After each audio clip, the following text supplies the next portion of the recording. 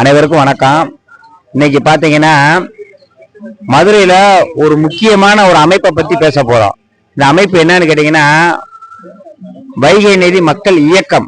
இந்த அமைப்பினுடைய கிட்டத்தட்ட இந்த அமைப்பு ஆரம்பிச்சு கிட்டத்தட்ட 9 வருடங்கள் முடிந்து விட்டது. 10ஆம் ஆண்டு அடி எடுத்து வைக்க போகிறது. அப்ப இந்த 9 வருடங்கள் முடிந்து இந்த அமைப்பு மதுரை மக்கள் மனதில் எப்படி இடம் பிடித்திருக்கிறது, ஒரு சமூக ஆர்வலராக நம்முடைய கருத்து. இன்னைக்கு மதுரை வைகை நதி மக்கள் இயக்கம் பாத்தீங்கன்னா மதுரையில் இருக்கக்கூடிய மிகப்பெரிய ஒரு வரலாற்று சின்னமான வைகை நதியை பாதுகாப்பதுல முக்கிய பங்கு வகிக்கிறது.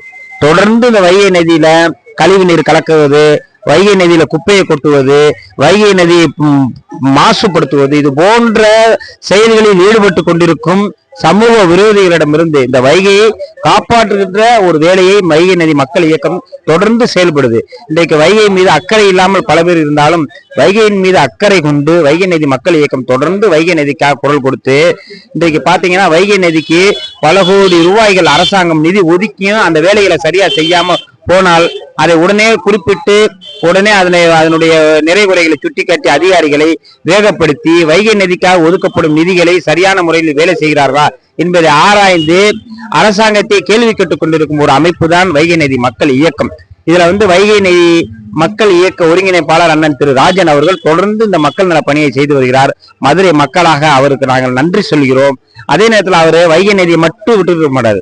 பல்வேறு விஷயங்கள் வைகை நதி தொடர்பான அந்த பாலங்கள் வருது பாருங்க, வைகை நதியை கடந்து போற பாலங்கள், மக்கள் சந்திக்க பிரச்சனைகள் எதுவாக இருந்தாலும் மதுரையின் மண்ணின் மைந்தனாக குரல் கொடுக்கக்கூடியவர் நம்முடைய வைகை ராஜன் அண்ணன் அவர்கள்.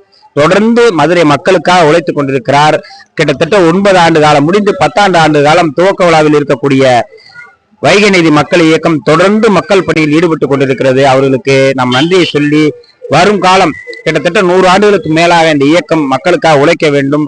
வருங்காலத்தில் மக்கள் பிரதிநிதிகளாக இவர்கள் வர வேண்டும் என்று வாழ்த்தி தொடர்ந்து மக்கள் நதி இயக்கம் மக்களுக்கு நல்ல செய்கிறது. அவர்களுக்கு நன்றியை தெரிவிக்கிறோம். நன்றி, வணக்கம்.